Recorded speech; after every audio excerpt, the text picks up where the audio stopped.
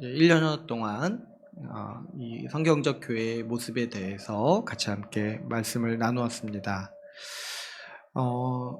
이제 오늘 마무리하는 시간을 가지려고 하는데요. 제가 처음에 이 성경적 교회에 대해서 설교를 시작할 때 말씀드렸다시피 이렇게 우리 가운데 이 교회에 대해서 많은 생각들 또 선입견들 그런 것들이 있을 수 있다고 했습니다. 내가 생각하는 교회는 이렇다, 내가 원하는 교회는 이렇다, 이런 식의 생각과 선입견을 우리가 다 가지고 있지요. 그런데 사실은 이런 어떤 개념들이 무의미하다고 했습니다. 왜 그러냐니까 교회는 우리가 만든 것도 아니고 우리가 세우는 것도 아니고 우리가 처음부터 없던 걸 만든 것도 아니기 때문이죠. 교회는 하나님께서 세우시고 하나님께서 계획하시고 또 하나님께서 다스리시는 교회이기 때문에 사실 우리의 생각보다는 하나님이 교회를 어떻게 여기시고 하나님이 교회를 어떻게 설계하셨는지 그 말씀을 우리가 살펴보고 이해하는 것이 중요하다고 했습니다. 그래서 우리가 1년여 동안 같이 함께 말씀을 나누면서 이 부분을 같이 공유하고 말씀을 통해서 들었습니다. 하나님이 이 교회를 어떻게 여기시고 어떤 목적으로 세우셨고 어떻게 교회를 또 일구어 나가기를 원하시는지를 우리가 1년여 동안 같이 나눈 것이죠. 우리가 이렇게 성경이 말하는 교회에 대해서 말씀을 나눈 이유는 우리가 이미 그런 교회라서 그런 게 아니라 앞으로 이제 우리가 우리 주의 나라 교회를 이런 교회로 세워가자. 이런 교회로 세우기로 우리가 같이 마음을 같이 하고 또 힘을 같이 내자. 그러기 위해서 한 방향, 말씀이 말하는 그 교회를 우리가 같이 꿈꾸고 그 교회를 향해서 우리가 세워가자. 이런 목적으로 우리가 같이 나눈 거죠. 이것을 우리 모두가 공유하는 일이 굉장히 중요합니다. 왜 그러냐니까 이 교회를 세우는 일은 우리가 그동안 1년 동안 말씀을 들으셨으면 다 아시겠지만 몇 사람이 힘써서 앞에서 이렇게 몇 사람이 한다고 해서 되는 게 아니죠.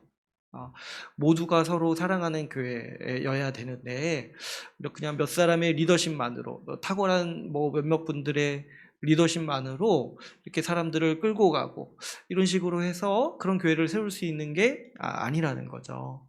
교회에 속한 모든 회원들이 같이 같은 교회를 꿈꾸고 같이 자기의 은사로 교회를 섬길 때 우리가 기대하고 그리고 말씀이 말하는 이 성경적 교회의 모습을 우리가 볼 수 있습니다. 그래서 우리 모두가 같이 함께 힘써서 교회를 세우기 위해서 또 같은 교회를 꿈꾸기 위해서 우리가 같이 이 교회에 대한 말씀을 나누었습니다.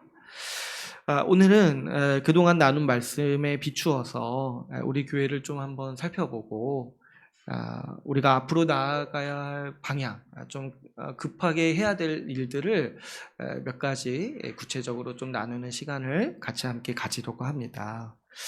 먼저 우리가 오늘 읽은 이 말씀 한번 살펴봤으면 하는데요. 오늘 우리가 읽은 본문은 하나님께서 우리에게 주신 은혜, 특별히 우리에게 베푸신 구원이 무엇인지 간략하게 그 큰 그림을 우리에게 설명하고 있습니다. 우리가 여러분 구원받았다는 말을 자주 사용하죠. 난 구원받은 사람이야.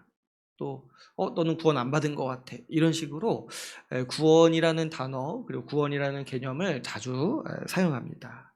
그런데 사실은 우리 한국교회에서 이 구원이라는 단어만큼 또 오해가 많이 돼 있고 또 이해가 잘 되지 않은 단어도 사실 드물 거예요. 여러분 우리가 보통 구원받았다 할 때 그게 의미하는 바가 무엇입니까? 보통은 제가 보기에는 내가 구원받았다라는 의미를 내가 죽어서 천국 간다. 내가 이제 앞으로 장차 죽어서 천국 갈 거다. 이런 식으로 이제 이런 의미로, 이런 개념으로 많이 사용하는 것을 보게 되죠.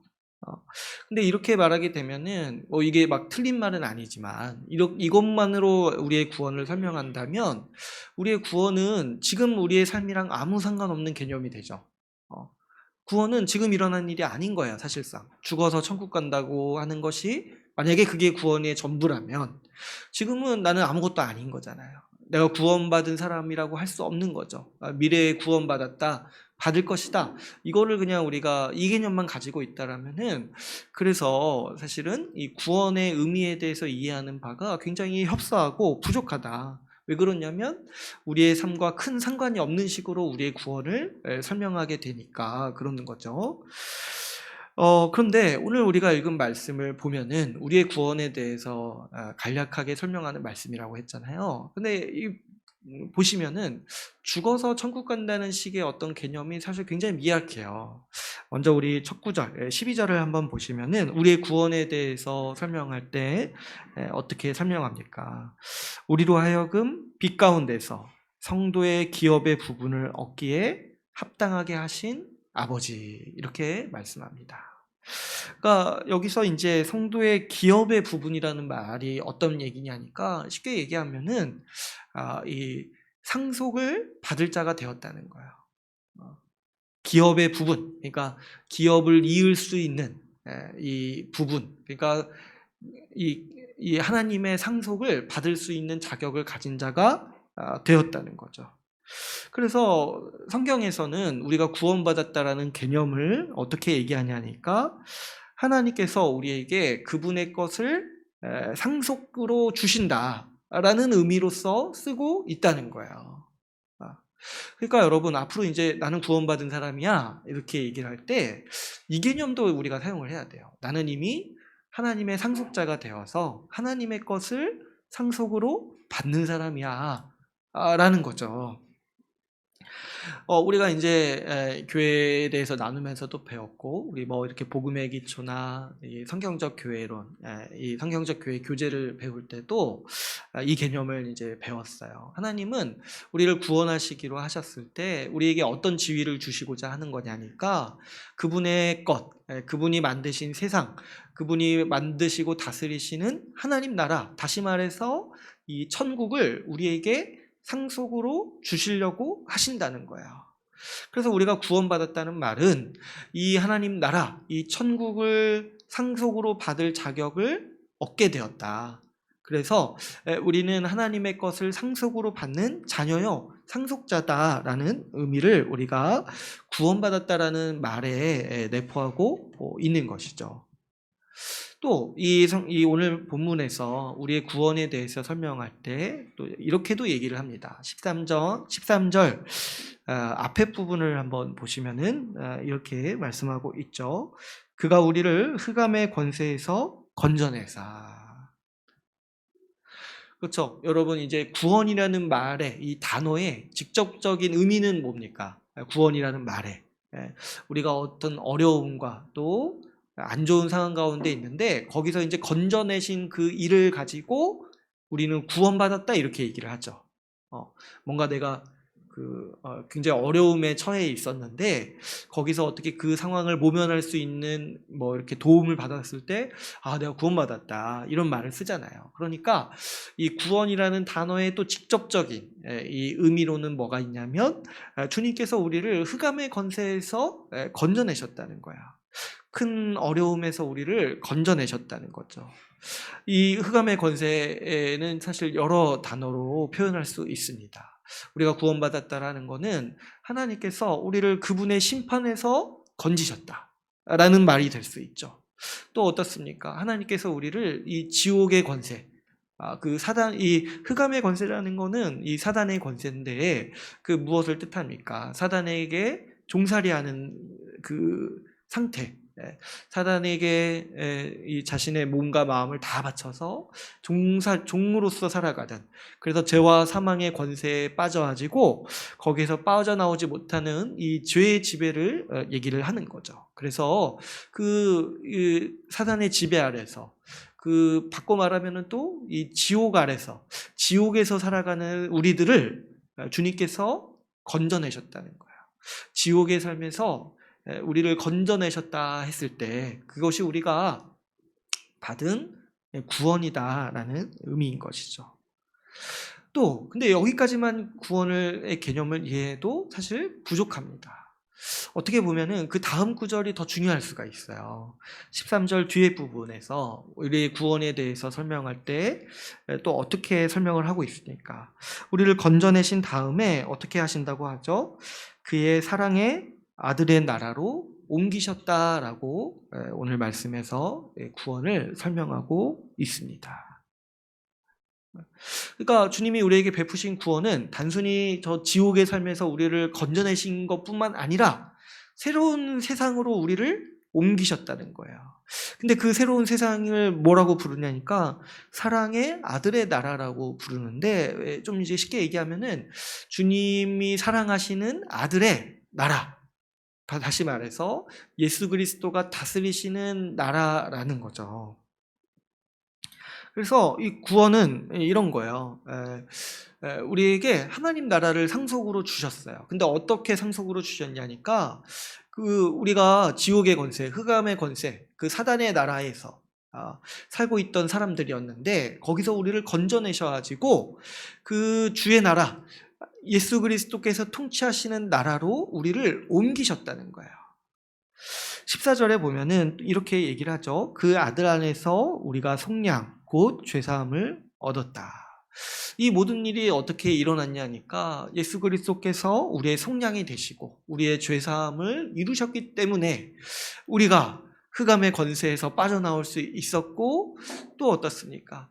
하나님 나라, 주의 나라에 들어가서 그 주의 나라를 상속으로 받는 거기서 어떤 이민자나 난민으로서 그 하나님 나라에 들어가는 것이 아니라 그 나라를 당당히 상속으로 받는 그 나라의 백성으로서 들어가게 되었다. 이것이 주님께서 우리에게 베푸신 은혜요 구원이다라고 오늘 말씀은 이 세 구절을 통해서 우리 구원의 전체 그림을 간략하게 설명하고 있습니다. 그러니까 주님은 이 그리스도의 복음을 통해 우리를 흑암의 권세에서 건지셨습니다. 건지신 뒤에 이 주님이 다스리시는 나라에 살도록 하셨습니다. 그뿐만이 아니죠. 그 나라를 권리처럼 누리는, 그래서 그 나라를 소유하도록 하셨어요. 그래서 우리에게 그 나라를 상속물로 주셨다라고 주님은 말씀하고 계십니다. 이것이 주님께서 우리에게 베푸시는 구원의 이 그림이요. 사실 다 얘기한 건 아니지만 간략히 얘기할 때 우리가 이 정도 얘기할 수 있을 것 같아요. 하나님은 이 구원의 구도를 우리에게 가르쳐 주시기 위해서 성경의 많은 부분을 기록하셨어요. 특별히 이 구약에 이 구원의 모형이 나옵니다. 하나님께서 우리를 어떤 방식으로, 어떤 모습으로 구원하기를 원하시는지 가장 먼저 보여주신 모형이 어디에 있냐니까 바로 이스라엘 백성들이 구원받는 이야기에 그 모습이 있는 거예요. 여러분, 우리가 이스라엘 백성들을 하나님께서 인도하신 이야기들을 다 많이 알고 계실 거예요. 그 이집트, 애굽에서 건져내셔서 저희 가나안 땅으로 인도하셔서 그곳에서 나라를 이루며 살도록 하신 하나님의 이야기. 이게 이제 구약의 주된 내용이죠. 근데 하나님께서 이거를 왜 기록하셨냐니까 주님이 하나님의 백성을 어떻게 구원하시는지를 우리에게 모형으로서, 하나의 모형으로서 보여주고자 하신 거예요. 여러분 한번 생각해 보세요. 이스라엘 백성들이 그 애굽에서 종살이 했잖아요. 그죠? 그 이집트에서 종살이 했잖아요. 그게 이제 뭐를 뜻하는 거냐니까 우리가 그 죄의 권세 아래서 종살이 하고 있다는 거야. 사단의 권세 아래서 종살이 하고 있다는 거예요. 그래서 아주 이스라엘 백성들이 부르짖었던 게 너무 고통스럽다. 누가 우리를 구원해 줄고 이런 이제 신음소리를 내뱉고 고통을 표현할 때 하나님이 그 음성을 들으시고 어떻게 하셨어요? 모세를 보내셔가지고 그 이스라엘 백성을 이끌고 나오도록 하셨어요. 다시 말해서 오늘 본문의 말씀에 비추어서 이 단어로 얘기하면은 그 흑암의 권세에서 이스라엘 백성을 구원하신 거죠. 그런데 여러분, 우리는 보통 구원을 여기까지만 알고 있어요. 이 흑암의 권세에서 건져내셨다. 근데 여기까지만 알고 있으면은 사실 우리는 이야기의 반도 모르는 거예요. 이스라엘 백성을 주님께서 건져내신 다음에 어떻게 하셨습니까? 그 이스라엘 백성이 그 살 수 있는 땅, 그 가나안 땅을 주님께서 선물로 주시고 그 땅을 소유하도록 주셨어요. 그리고 그 땅에서 살아가도록 여러 은혜와 그리고 선지자들을 보내시고 또 율법을 주셔서 하나님의 통치 아래서 하나님의 돌보심 아래서 그 땅에서 살아가도록 하신 것이 이 이스라엘에게 베푸신 구원의 모습인 거예요. 그러니까 흑암의 권세에서 건져내셨을 뿐만 아니라 그분이 다스리시는 세상, 그분이 다스리시는 나라에서 살도록 하신 것이 바로 구원이라는 거죠. 만약에 이스라엘 백성들을 이렇게 흑암의 권세에서 건져내셨다가 그냥 그걸로 끝났으면은 이스라엘 백성들은 더 아마 불행했을 거예요. 그죠? 그래가지고 다시 이렇게 살 나라가 없잖아요. 그래가지고 어떻게 합니까? 광야에서 이렇게 막 이렇게 떠돌잖아요. 한번 이제 주님께 하나님께 반역하다가 혼나가지고 이 광야에서 떠도는데, 그러니까 만약에 하나님께서 구원을 완성하시지 않았다면 그 광야에서 사는 건데 이스라엘 백성들도 중간중간 고백하듯이 어떻게 얘기를 합니까? 차라리 애굽에서 살던 때가 좋았다 이런 식으로 말하죠. 그러니까 하나님이 이스라엘 백성이 살아갈 수 있는 좋은 세상, 좋은 나라를 선물로 주시지 않았다면, 그렇게 구원을 완성하시지 않았다면 그 이스라엘 백성은 구원받았다라고 말할 수가 없다라는 거죠. 그래서 사실은 그 구원은 그 구약에서 그 가나안 땅에서 완성되는 거예요. 제가 요즘에 이렇게 그 CCM 같은 거, 찬양 같은 거 보니까 자꾸 이렇게 무슨 광야에서 이런 노래들 이렇게 많은데 제가 보기에 약간 좀 잘못 이해하고 있는 것 같아요. 주님은 우리를 광야로 인도하시는 게 아니라 가나안 땅으로 인도하시는 거예요. 가나안 땅으로. 광야에서 끝나면은 그건 안 되는 거죠. 그건 구원이 아니라 그건 놀리는 거예요. 그죠? 그냥 종살이 하던 데서 꺼내 주신 다음에 방임하는 거잖아요. 광야는. 그러니까 이제 그게 아니라 이스라엘 땅까지, 이 가나안 땅까지 인도하신 게 주님이 이스라엘 백성에게 베푸신 구원의 모습이다. 그곳에서 다스리시고 율법과 제사 제도를 주셔서 은혜로 통치하신 그 삶의 모습들이 다 이 구원의 모습이라는 거예요. 그러면 여러분, 이 구원의 모형을 한번 생각해 보시면 오늘날 우리가 받는 구원도 마찬가지라는 거죠. 여러분, 우리도 구원 받았다라고 얘기를 하잖아요. 구원 받았다. 우리가 이렇게 구원에 대해서 얘기할 때 나 앞으로 구원 받을 거야, 미래에 구원 받을 거야 이렇게 얘기하지 않아요. 뭐냐니까 다 과거형으로 얘기해요. 구원 받았다. 오늘 말씀도 어떻게 얘기를 합니까? 흑암의 건세에서 건져내사 그의 사랑의 아들의 나라로 이미 옮기셨다. 과거형인 거야. 그러니까 이미 일어난 일인 거죠. 그런데 그러면 우리를 흑암의 권세에서 건져주셨는데, 그럼 여기서 사랑의 아들의 나라로 옮기셨는데 이스라엘 백성에게는 그게 가나안 땅이었어요. 그러면 우리에게는 그곳이 어디입니까? 사랑의 아들의 나라, 예수 그리스도께서 다스리시는 나라가 어디에 있는 거냐는 거예요. 그게 구원인데, 우리가 받았다가는 구원이 우리를 흑암의 권세에서 건져주셔서 사랑의 아들의 나라로 옮기신 건데, 근데 알겠어요. 뭐 나를 죄에서 건지신 건 알겠는데 나를 어디로 옮기셨다는 말인가 생각해 볼 때, 우리가 그동안 성경적 교회에 대해서 배워왔다라면 우리는 여기서 당당하게 말할 수 있죠. 주님께서 우리를 건지셔서 옮기신 하나님 아들의 나라, 예수 그리스도께서 통치하시는 그 세상은 바로 교회다라고 우리는 이해할 수 있고 그렇게 당당하게 말할 수 있는 것이죠.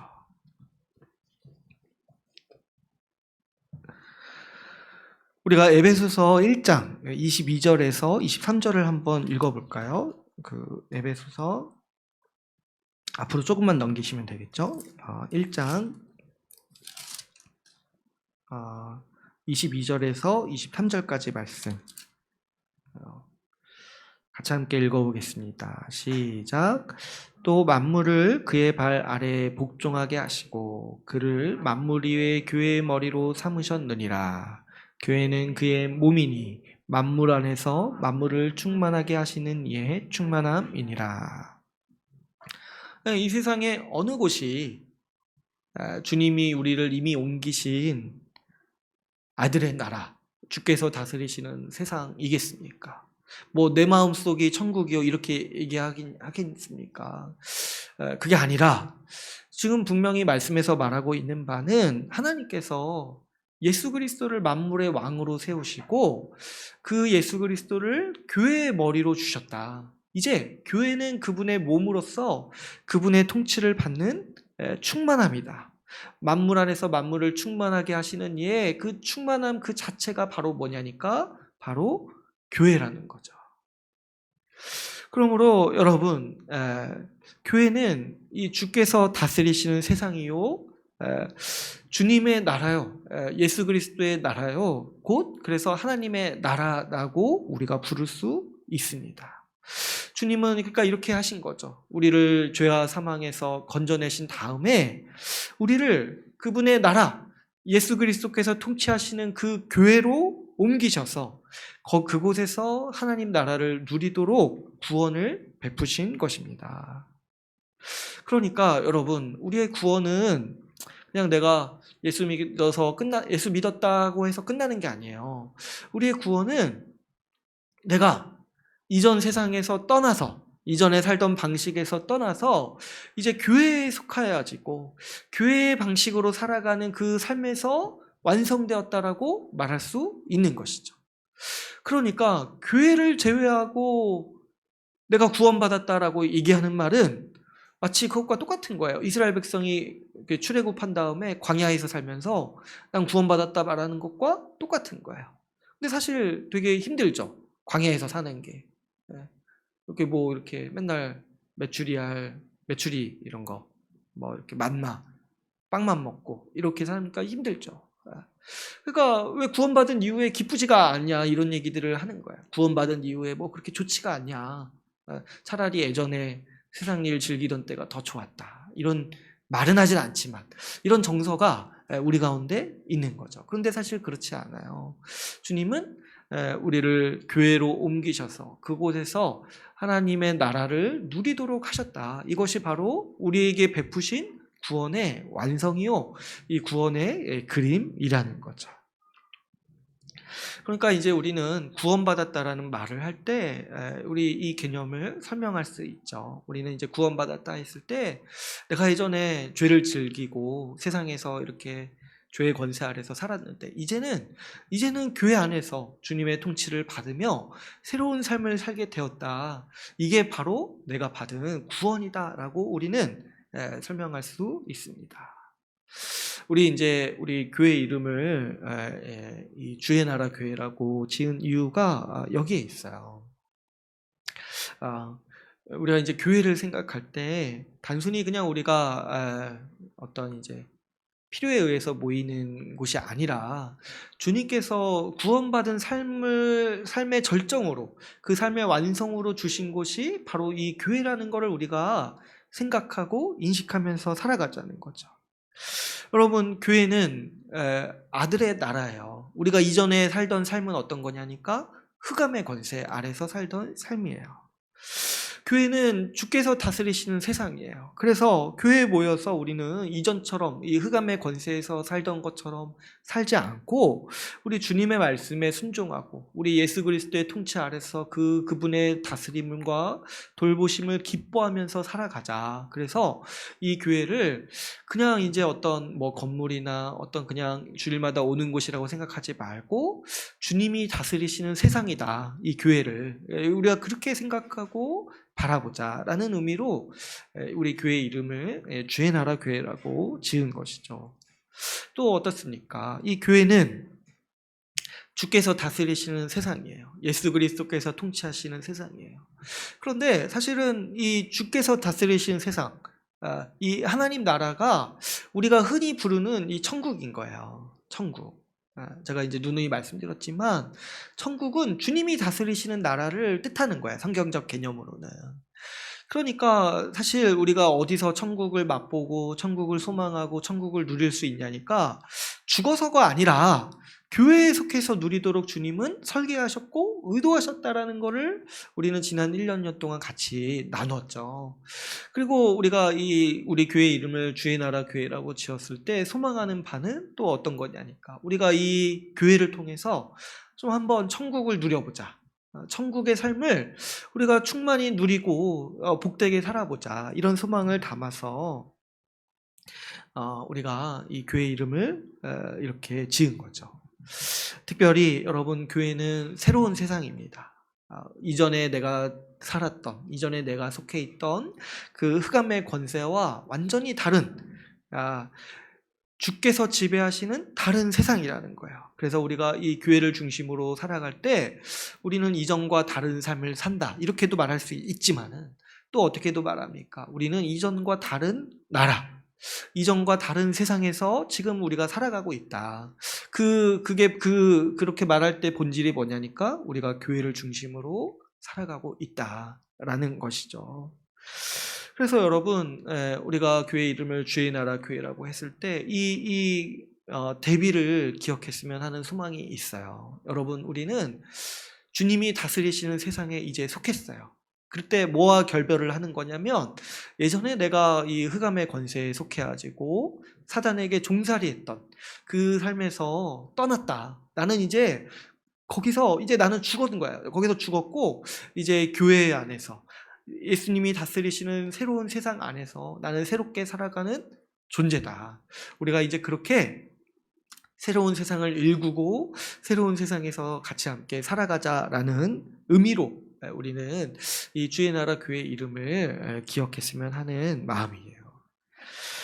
여러분, 우리가 어떤 흑암의 권세에서 건진받았는지를 잘 기억하셔야 돼요. 하나님은 예수 믿는 사람을 흑암의 권세에서 건져내셨습니다.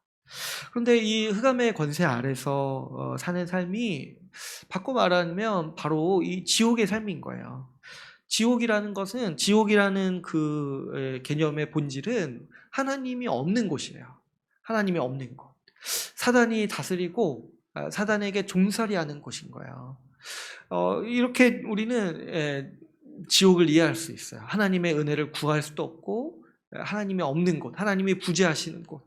그래서 사단이 통치하고 사단의 그 폭압과 그 억압 속에서 그 사단의 백성들이 종살이하는 곳인 것이죠. 여러분, 이렇게 우리가 지옥을 이해할 때 사실 지옥이라는 거는 제가 이제 앞에서도 천국이 죽어서 가는 곳이 아니라고 했잖아요. 지옥도 마찬가지죠. 지옥도 죽어서 가는 곳이 아니에요, 사실상. 지옥도 우리가 지금 이미 지옥을 보고 있고 지옥의 삶을 살 수 있다라는 생각을 항상 하셔야 돼요. 제가 요즘에 보니까 이렇게 대중문화에도 지옥에 대한 관심이 많이 있나 봐요. 그래가지고 요즘에 유행한다던데, 넷플릭스인가요? 거기서 지옥 이렇게 드라마 이런 거 있다던데, 이거 보셨어요? 이렇게 유행한다던데. 저도 이제 보고 싶은데 아직 시간이 안 나가지고 어떻게 좀 지옥을 실감나게 이렇게 하나요? 궁금해서. 근데 또 얼마 전에도 제가 생각을 해보니까 이렇게 영화에도 신과 함께 그런 영화 보면은 그거는 어디 불교식의 지옥인가 이런 거 이렇게 또 해가지고 지옥이 어떤 곳인지 사후 세계에 대해서 이제 그리는 이런 이제 영화도 있었죠. 근데 이제 그 지옥에 대한 관심은 사실 근래만 있던 게 아니라 이 고전적으로도 많이 있었어요. 많이 있었는데 우리가 제일 유명한 그 작품이 단테, 이탈리아 분이 쓰신 신곡이라는 게 있죠. 그게 이제 지옥, 내가 본 지옥 이런 거예요, 사실은. 근데 이제 그 단테 신곡을 이렇게 좀 읽다 보면은 그 단테라는 분이 이 아는 사람은 알게 써놓은 부분을 이렇게 몇 가지 숨겨놓은 부분이 있는데, 그게 뭐냐니까 자기가 처한 상황을 그대로 그 지옥을 묘사할 때 옮겨놓은 부분들이 있다고 해요.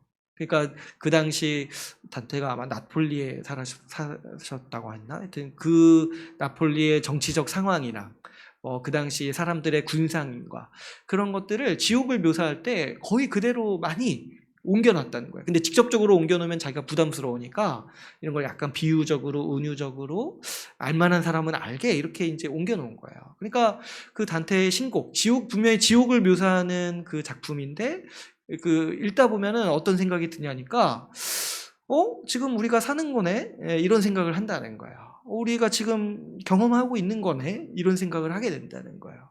그러니까 아마도 이렇게 문학적으로 이렇게 돌려가지고 지금 우리가 이미 지옥을 살고 있다라는 부분을 표현하고 있는 게 아닌가 하는 그런 생각을 하게 된다는 거죠. 사실 이렇게 본다면 성경은 지옥에 대해서 가장 지옥은 뭐 흥미진진한 곳은 아니지만 가장 실감나게 묘사하는 책이죠. 인류 역사 가운데. 성경에서 이 지옥을 가장 잘 묘사하는 성경은 제가 보기에는 제 개인적인 생각으로는 요한계시록 같아요. 요한계시록에 보면은 하나님의 심판을 받는 사람들의 모습 그리고 그 정황 그때 그 반응들이 이렇게 묘사가 되고 있어요.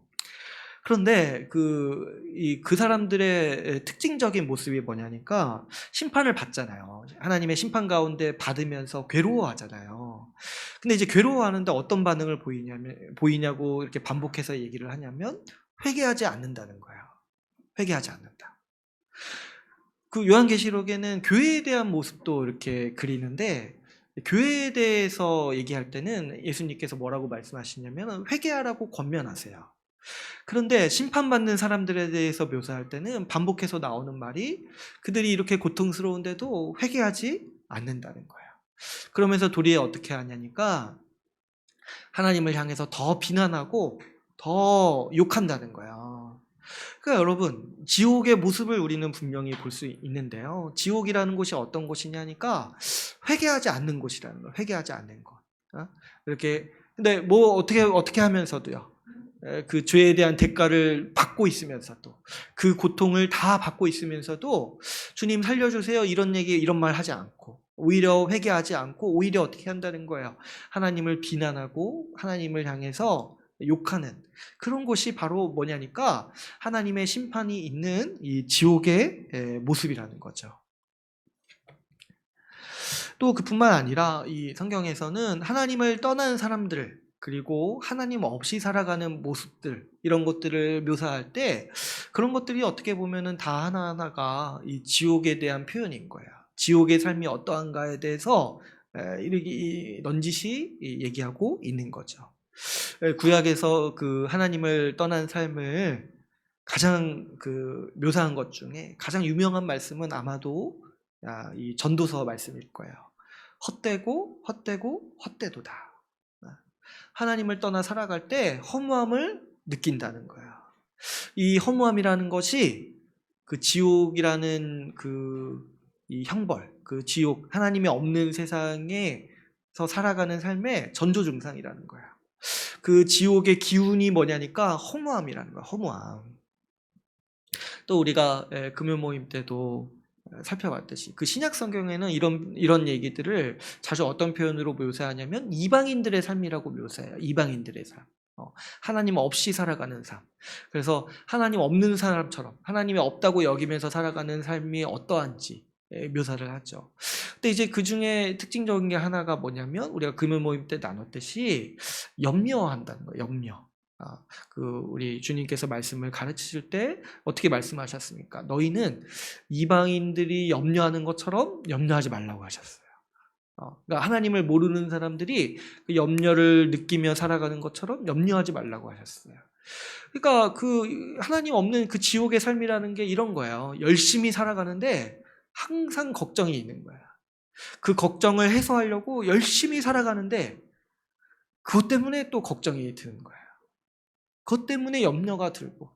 근데 염려만 오면은 좀 버틸만 합니까? 근데 뭐가 같이 오냐니까 허무가 같이 온다는 거예요. 허무함과 염려가 같이 온다는 거예요. 게다가 이 이방인들의 삶을 묘사할 때 헛된 것을 위해서 썩어 없어질 것을 위해서 자기 모든 것을 바치는 삶이라고 했죠. 그러니까 그 상실감 이런 것들을 다 누리는 거예요. 나중에 다 썩어 없어질 것을 보면서 자기가 그 정력을 다 바쳤던 것이 없어지는 것들을 보면서 상실감을 누리는 것, 이 상실감을 경험하는 것, 이 고통들, 이 허무함, 이 염려, 이런 것들이 다 뭐냐니까 지옥을 묘사할 때 쓰는 성경적인 언어라는 거예요. 그러니까 여러분, 제가 생각하건대 지옥은 사실은 죽어서 가는 곳이 아니라 우리가 지금도 맛볼 수 있는 세상의 모습이라는 거죠. 우리는 이미 지옥의 삶을 맛보고 있습니다. 언뜻 우리도 보고 있는 거죠. 지금 이 세상에 있는 지옥은 어떻게 보면은 그 약한 불 지옥이에요. 약한 불. 그 우리 가스레인지에서 불을 뗄 때 약한 불 있잖아요. 근데 이제 약한 불의 특징이 뭐냐니까 버틸만 한 거예요. 약간씩. 이렇게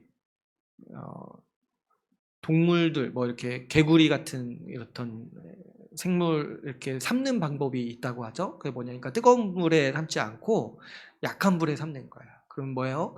자기가 버틸만 하니까 계속 있다가 어떻게 되는 거예요? 익어서 죽는다고 하죠. 지금 이 세상에 존재하는 지옥의 모습이 마치 그거와 같다는 거죠. 약한 불이에요.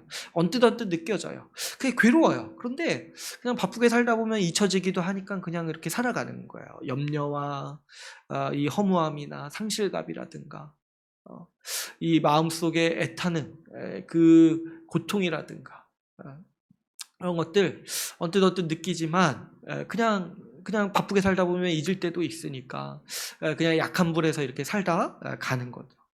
그러면서 결국에 나중에 이 센 불이 오시는데 그게 뭐냐니까 예수님이 다시 오실 때 그 지옥에 내가 그동안 경험했던 지옥의 총체를 이제 그때 다 보게 되는 거죠.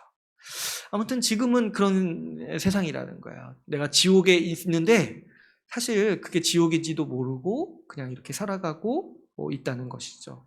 그러나 분명히 주님이 다시 오시는 날에 이 지옥의 삶의 결과가 무엇인지, 그 죄와 사망의 결과를 우리가 눈앞에서 더 확실히 보게 됩니다. 말씀에서는 이 지옥의 삶의 총체를 얘기할 때, 이 지옥의 삶의 총체를 한 문장으로 하나로 줄여서 얘기할 때 뭐라고 얘기하냐면은 이 자기를 위해 살아가는 삶이라고 얘기를 해요. 자기를 위해 살아가는 삶. 이 죄인의 아주 특징적인 모습이 뭐냐니까 자기를 위해 산다는 거예요.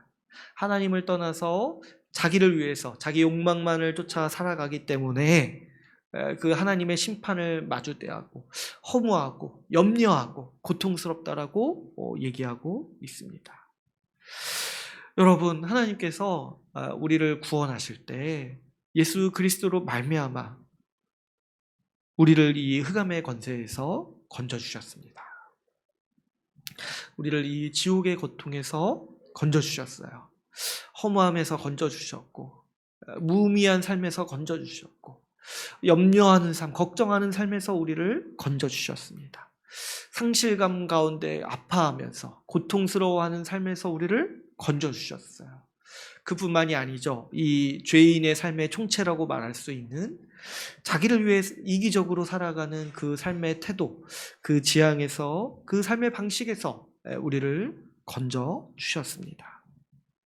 그 주님께서 우리를 이 흑암의 권세에서 건져내서 옮기신 이 아들의 나라, 이 교회에서 우리는 이제 전혀 다른 방식, 전혀 다른 삶으로 우리는 살아갑니다.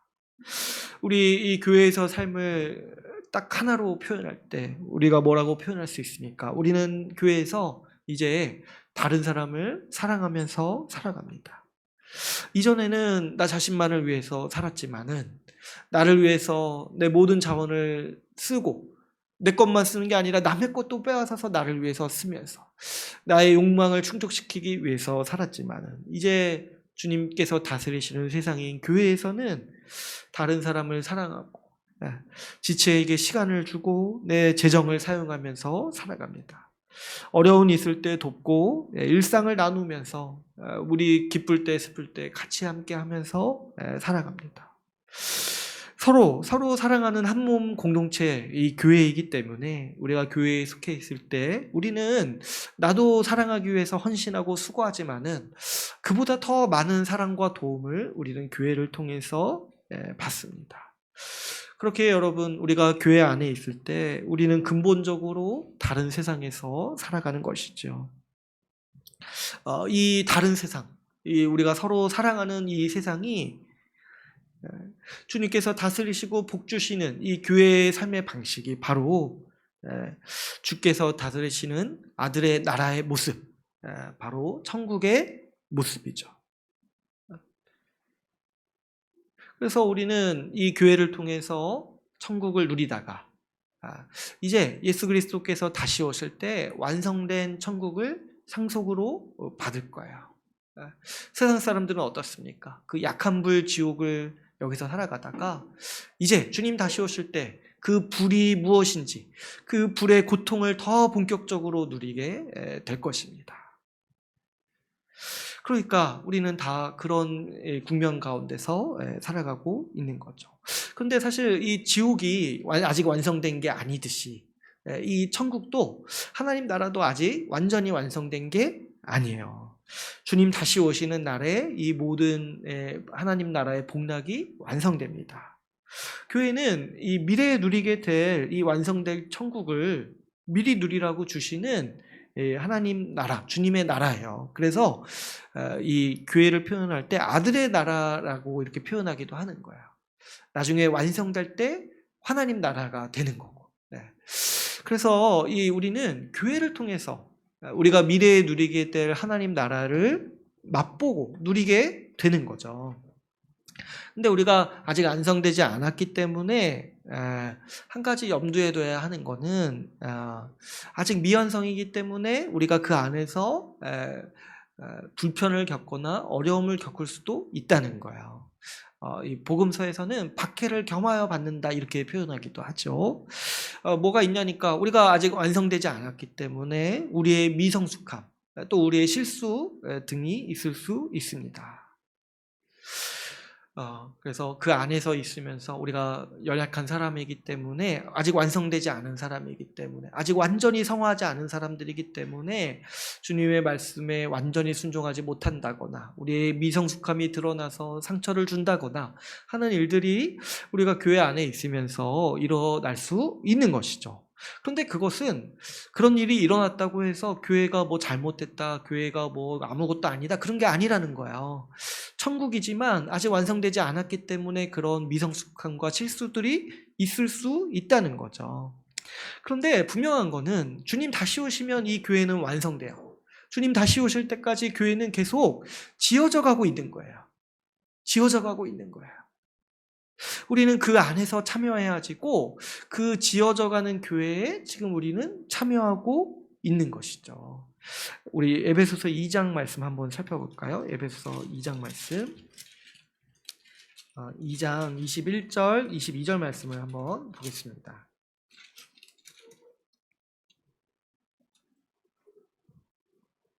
같이 함께 읽어볼게요. 21절부터 시작.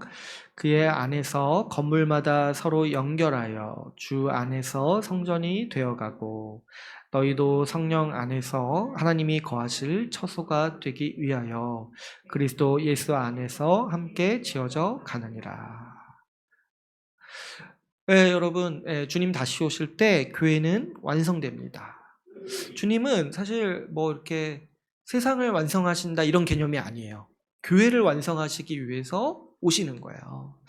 그때 비로소 우리는 완성된 하나님 나라를 상속으로 받습니다. 그러나 그때까지 우리는 계속 교회를 지어가야 합니다. 지금 우리는 짓고 있는 교회에 참여하고 있는 거예요. 그래가지고 지금 이제 막 교회에 들어와서 뭐 지어져 가고 있는 교회를 보면서 뭐 이거 부족하다, 저기 바람이 샌다, 저기 뭐 이렇게 난방이 안 들어온다 이렇게 말할 게 아니라는 거죠. 그게 아니라 지금 지어져 가고 있으니까 만약에 내 눈에 부족한 게 보이고 내 눈에 좀 약간 이제 미달한 모습이 보이더라도 그거는 내가 해야 될 일이라는 거야. 뭐 이렇게 보이면은 내가 가서 이렇게 메꾸는 건 되는 거예요. 그러면서 우리가 함께 지어져 가는 교회라는 거죠. 우리는 주님 다시 오시면 완성되는 교회예요. 그때까지는 계속 뭔가 부족하고, 말씀을 우리가 1년 년 동안 같이 나눴지만 그 말씀을 기준으로 우리가 생각하고 했을 때 부족하고 미달하는 모습들이 있을 거예요. 근데 그 완성은 결국에 주님이 하시는데, 우리에게 맡겨진 건 뭐냐니까 주님 오실 때까지 이 교회를 지키고 이 교회를 지어져 가는 거예요. 짓도록 하는 거예요. 바꿔 말하면 우리가 교회 안에서 더 성숙해지고 더 사랑이 깊어지고 더 섬김이 깊어져야 하는 것이죠. 그래서 주님 다시 오실 때까지 에베소서 4장 3절에서 말씀하는 바와 같이 성령이 하나 되게 하신 것을 힘써 지키라 라는 명령에 순종해서 우리는 이 완성을 바라보는 교회를 향해 우리도 짓기 위해서 애쓰는 일들이 필요한 것입니다. 그래서 여러분, 우리가 이제 교회를 지어가야 하는 그런 국면 가운데 있는 거예요. 주님이 우리에게 그 구원의 은혜로서, 구원의 결과로서 교회에 속하게 하셨는데, 동일하게 주님께서 아담과 하와에게 에덴 동산을 지키고 경작하라고 말씀하셨듯이, 이스라엘 백성에게 가나안 땅을 지키고 경작하고 그곳을 가꾸어라라고 말씀하셨듯이, 우리도 우리에게 구원의 결과로 주신 교회를 지키고 경작하고 가꾸라고 주님은 말씀하시는 거죠. 그런데 이 교회를 그러면 지키고 또 세우고 이 교회를 짓기 위해서 우리에게 중요한 건 무엇이냐면은 하나님이 이 교회를 세우신 설계도를 숙지해야 된다는 거예요. 주님이 교회를 어떻게 계획하셨고 어떻게 설계하셨는지 알아야지 우리가 저기에는 이게 필요하고 우리가 지금 이 부분이 부족하다 이걸 알 수 있잖아요. 이걸 분별할 수 있잖아요. 그래가지고 우리가 설계도를 숙지해야 돼요. 근데 이게 또 어떻습니까? 이거를 앞에 제가 처음에 생각할 때도 말씀드렸지만 한 명만 알고 있으면 안 돼요. 두 명만 알고 있어도 안 돼요. 모두가 같이 알고 있어야 돼요. 왜 그러냐니까 에베소서 2장 21절 22절 말씀에서 어떻게 얘기합니까? 모두가 함께 지어져 간다고 했어요. 모두가 함께. 교회를 모두가 함께 짓는 거예요. 교회를 모두가 함께 세우고 구성하는 거예요. 누구 한 사람 빠지면은 거기가 사실 부족해지는 거예요. 그게 아니라 어떤 한 탁월한 리더십이 교회를 세우는 게 아니라 하나님이 세우신 교회의 모습은 모두가 함께 협력해서 서로 연결되었을 때, 서로 이렇게 마디를 통해서 붙잡을 때, 그럴 때 교회라는 건물이 완성되는 것이죠. 이러기 위해서 모두가 함께 한 방향을 보고 한 교회, 말씀이 말하고 있는 교회의 모습을 꿈꿔야 하는 것이죠. 여러분, 만약 우리가 교회에 대한 생각과 방향이 다르다면 우리는 교회를 짓는 게 아니라 점점 허물 거예요. 여러분, 그 바벨탑 한번 생각해 보세요. 바벨탑 그 사람들이 지을 때 하나님이 언어를 다르게 흩으셔가지고 서로 그 지으려는 생각이 달라진 거예요. 그래가지고 어떻게 합니까? 바벨탑을 쌓다가 결국에 허물잖아요. 지금도 마찬가지죠. 교회에 대한 생각이 다르고 우리가 소망하는 교회의 모습이 다르고 우리가 세우려고 하는 교회의 모습이 다를 때 우리는 교회를 허물게 되는 것이죠. 우리가 올 한 해 동안 어떻게 보면 이 하나님의 설계도면을 같이 함께 나눈 거예요. 주님이 교회를 이렇게 설계하셨다. 그러니까 우리가 앞으로 이런 방향으로 이런 모습으로 지어져 가야 된다. 이런 이야기들을 우리가 같이 했던 것이죠.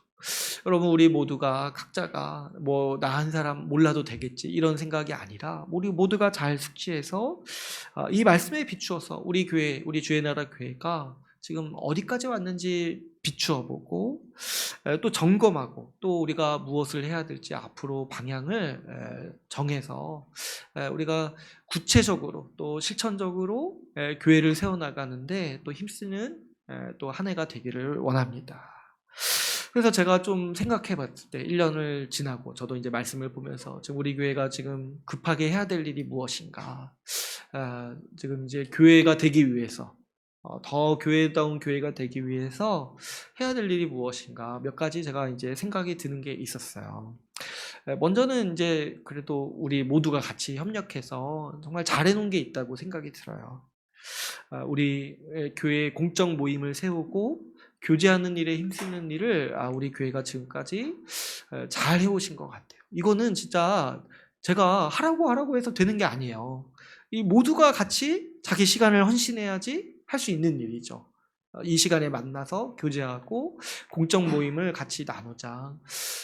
이렇게 저도 이제 같이 교회를 개척하고 같이 예배드리고 시작해서 볼 때, 그냥 이렇게 주일 예배 때 11시에 딱 모여서 예배 시작하는 것도 진짜 쉬운 일이 아니더라고요. 그러니까 기존 교회들이 그 역사가 있어가지고 이것들을 쉽게 해오는 것처럼 보이는 거지, 사실 이 모임을 이렇게 유지하고 하는 일들이 쉽지 않더라고요. 그래서 우리 교회도 이 공적 모임을 세우기 위해서 많은 분들이 시간을 내고 헌신해서 이 모임을, 공적 모임을 딱 할 수 있도록 이 질서를 잡아주신 거는 정말 우리 모두가 다 힘써서 하신 일이라는 생각이 들어요. 또 특별히 제가 감사하는 거는 이 기도 모임을 우리가 참 시작하기가 어려웠는데 또 많은 분들이 마음을 써주시고 헌신해 주시고 또 거기에 그 시간을 내주시고 하셔서 제가 처음에 생각한 것보다 더 빨리 더 그리고 정착이 된 것 같아요. 그래서 사실 그렇지 않습니까? 요즘에 뭐 이렇게 일주일에 3번 모이는 게 얼마나 힘듭니까? 우리가 바쁘게 살고 또 잊어버리고 이러다 보면 일주일에 3번이 뭡니까? 일주일에 1번도 보기 힘든 게 오늘날 교회 현실인데, 우리가 매주 모인다고 이렇게 하면 매주 이렇게 금요일에 모이고 또 주중에 1번 기도 모임으로 모이고 공예배로 모인다고 했을 때 참 제가 감사하고 쉽지 않았다는 거 저도 알기 때문에 이게 한두 사람의 헌신이 아니라 교회 모든 분들이 헌신하셨다는 거에 참 감사하고 우리가 지금 이런 부분을 잘했구나라는 생각이 듭니다. 또 지금 와서 보면은 다양한 사람들과 함께 어울리는 것도 굉장히 잘하고 있다는 생각이 들어요. 처음에 우리 이제 개척했을 때는 뭐 사실 나이대도 비슷하고 뭐 이렇게 환경도 약간 비슷한 사람들끼리 시작했는데, 근데 사실 보면 그때도 성격은 다 달랐어요. 성격 너무 다양한 사람들이 있었어요. 근데 이제 지금 딱 보면은 지금 우리가 숫자는 많지 않지만은 이 안에 또 얼마나 다양한 사람들이 있는가. 특별히 감사한 거는 우리 부모님들이 오셔서 우리 작은 교회지만은 3대가 함께하는 교회가 되었다는 게 굉장히 큰 기쁨이고, 또 이렇게 오셔서 이렇게 뭔가 다시 또 이렇게 뭐 이렇게 따로 모이고 이런 게 아니라 우리도 같이 또 우리 부모님들이 더 마음 쓰셔서 또 젊은 사람들이랑 또 같이 어울리시고 이렇게 하는 모습들이 굉장히 참 교회의 모습이고 교회로서 살아가는 보람을 누리게 하는 모습인 것 같습니다. 이렇게 잘 해왔는데 앞으로 좀 우리가 더 신경 썼으면 하는 거는, 우리가 앞으로 먼저는 좀 우리가 가족으로 살아가는 삶이 더 드러나기를 힘쓰기를 소망합니다. 사실 우리가 코로나 때문에 더 좀 약간 소원해지는 관계도 있고 얼굴을 자주 보지 못해서 이제 좀 어려운 부분이 있지만은, 그래도 우리가 가족으로 살면서 어려움이 있으면 가족과 같이 여겨서 내일처럼 돕고, 또 이 서로의 경조사를 더 힘써서 챙겨줬으면 하는 바람이 있어요. 가족은 그렇잖아요. 가족 모일 때 그 가족이 가장 같이 많이 드러날 때가 언제냐 보면은 가족의 기념일 때 그 가족됨이 잘 드러나는 것 같아요.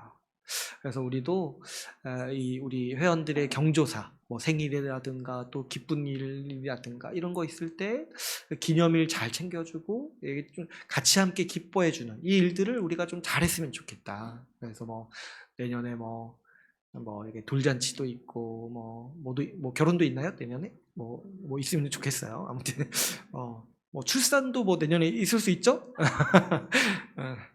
몰라요. 네.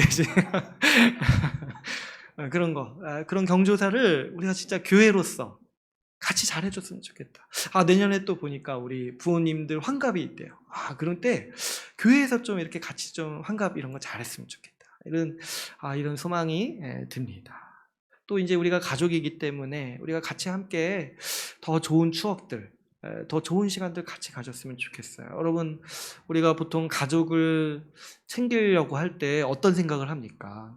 올해는 좀 가족과 함께 좋은 추억을 쌓아야겠다. 좀 어디 놀러 가서 좋은 경험을 좀 아이들한테도 해주고 뭐 배우자한테도 좋은 추억을 쌓도록 사진을 남겨야겠다 이런 생각을 하잖아요.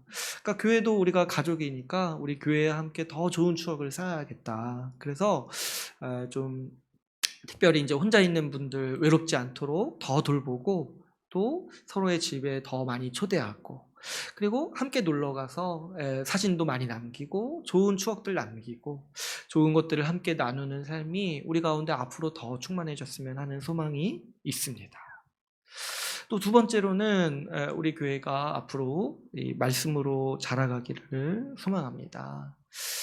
지금도 많이 배우고 또 힘써서 열심히 하고 있지만 이제 우리 가운데 특별한 상황이 있는 게 뭐냐면 이제 우리 교회 안에 이제 그 아이 있는 가정 그 아기가 태어나는 가정이 많이 있는 거죠. 근데 이제 아기가 있는 가정은 제가 보니까 몇 가지 좀 이제 도움이 필요한 부분이 있어요. 그게 뭐냐면 이제 부모가 신앙생활 하기가 힘들어져요. 그러니까 아이한테 매이기 때문에. 그래서 이게 보니까 사실 이게 교회만의 어려움도 아니고 세상에서도 그 이혼율이 가장 높은 시기가 30대 때 아기 막 낳고 서로 이렇게 역할 분담하고 이럴 때 서로 싸우면서 이혼율이 제일 높다고 해요. 그러니까 첫 아기 낳고 아니면 그 전이나 서로 이제 역할 분담도 안 되고 또 아기 낳고 키우다 보면은 어떻습니까? 이 자기 삶을 다 바꿔야 되니까 또 그 가운데서 이 개인적인 인격의 미성숙함도 더 부각돼서 드러나는 시기인 거예요. 그래가지고 사회에서도 이혼을 가장 많이 하는 시기 중에 하나가 바로 이때, 이 아기 낳고 기를 때라고 하더라고요. 그래서 심신이 지치고 인격의 미성숙함이 드러나면서 이제 그런 어려움을 부부관계로서 이제 번져서 겪게 되는 거죠. 근데 또 우리 교회는 거기에 한 가지 더 추가적인 문제가 생기는데 이 신앙이 흔들리기가 쉬운 거예요. 왜 그러냐니까 사실 예배에 집중하기가 쉽지 않죠. 근데 이제 그게 뭐 하루 이틀이 아니라 아기 낳고 아기가 언제 예배 드릴 수 있을까요? 우리 저기 지나가 신경 안 쓰고 언제 예배 드릴 수 있을까요? 최소 10년은 걸릴 거 아닙니까? 최소 10년은. 그러면 이제 자칫 잘못하면은 그 신경 안 쓰고 있으면 10년 동안 예배 제대로 한번 못 드리는 거예요. 그러니까 사실 이 청년 부부들이 교회를 많이 떠나는 이유 중에 하나가 이런 부분인 거죠. 아기 낳고 힘드니까 교회 나오기도 어렵고 교회 와서 또 뭐 이렇게 집중하기가 쉽지 않고 이러다 보면은 점점 멀어지고 교회를 멀리하게 되고 이런 일들이 많이 일어나는 거죠. 또 예배뿐만 아니라 일상에서도 기도나 말씀에 집중하기가 어렵죠. 그래서 이 시기를 극복하지 않으면 사실 아이 크는 10년 내내 신앙을 떠나게 되는 일들이 비일비재하게 일어나기 쉬운 거죠. 그랬을 때 이제 이거를 부모 보고 해라 이렇게 말하는 건 사실 한계가 있어요. 부부들은 최대치를 항상 발휘해서 하거든요. 근데 이제 현실적으로 이제 체력이 딸리고 이제 시간이 없는 물리적인 한계가 있죠. 그럴 때 우리 교회가 함께 힘써서 이 부부들을 잘 도울 수 있도록 교회가 지원해주고 섬겨야 하는 것이 마땅하다고 생각됩니다. 그래서 좀 이 부부가 아이를 키우는 게 부부만의 어떤 과제가 아니라 교회 전체의 과제로 여겨서 교회가 함께 양육을 돕고 좀 여력이 있는 분들이 더 돕고 해서 그 어려운 시기, 인생에 처음 만나는 그 어려운 시기를 잘 도울 수 있도록 교회가 함께 해야 된다. 우리 교회가 그 앞으로 당면한 향후 10년간 아주 중요한 과제다라는 생각이 듭니다. 또 이 아이를 가지신 부부끼리도 이 부모끼리도 서로 돕고 더 연합해야 돼요. 여러분 부모님들은 아이를 교회와 함께 키워야 됩니다. 다 아시겠지만 부부 둘만의 힘으로 아이 한 명 키우는 거는 불가능해요. 부부에게 주신 아이지만 동시에 교회에 주신 아이로 여겨서 교회 안에서 키울 수 있도록 더 마음을 모으고 힘을 합치셔야 돼요. 더 연합해서 더 같이 키워야 돼요. 이 세상의 사람들도 아이를 왜 안 낳으려고 하는지 보니까 여러 가지 이유가 있는데 그 중에 하나는 아이를 같이 키울 공동체가 없어서인 것 같아요. 어렵거든요. 다 계산이 나오거든요. 근데 사실 우리 교회는 주님께서 우리 교회를 기뻐하셔서 아이들을 많이 주신 목적이 있다고 생각이 들어요. 너희가 같이 키워라. 같이 신자로서 양육해라 라는 그런 복을 주시고 또 책임을 주셨다고 생각이 들어요. 그러니까 여러분, 우리가 교회와 함께 하지 않고 이렇게 독단적으로 하려고 할 때 당연히 힘이 드는 거예요. 원래 힘든데 그래서 좀 교회를 의지하고 같이 서로 돕고 서로 좀 등을 기대면서 이 아이를 같이 키워 나가야지 주님께서 우리에게 주신 삶을 살아갈 수 있고, 또 우리 부모도 자신의 신앙을 생각해야 돼요. 자신의 신앙을. 그 자신의 신앙을 그 아이한테 전수해줘야 되는데 아이 키우는 내내 신앙을 잃어버리면 어떻게 합니까? 그러니까 이 어려운 상황 가운데 딱 마주대하고 딱 생각이 드는 게, 이거는 우리 가족 혼자 못한다, 나 혼자 못한다 생각을 딱 해야 돼요. 이게 뭐가 필요하냐니까 교회의 도움이 필요하고, 이 교회도 이 부부를 도와야 된다, 이 가정을 도와야 된다라는 책임을 가지고 함께 힘써야 하는 것이죠. 근데 사실 우리 교회는 대다수가 그래야 아이를 가지고 있어가지고 서로 또 도와야 돼요. 서로 또 도우고 힘써서 같이 키우도록.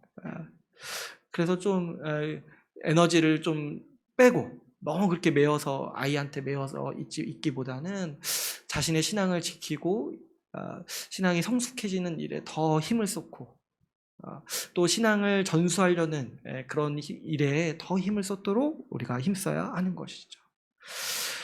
그뿐만이 아니죠. 이제 아이를 신앙으로 양육해야 되는 중요한 과제가 우리 교회 안에 있습니다.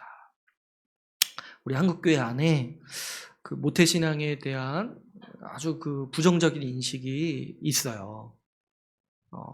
우리가 보통 모태신앙이라고 하면은 어떻게 여깁니까? 교회에 대해서 반감을 가지고 있는 사람. 모태신앙이라고 하면은 예전에 저는 그렇게 생각했어요. 신앙이 없는 사람. 그냥 교회 나오는 습관만 있는 사람. 이렇게 이제 생각을 했다는 거죠.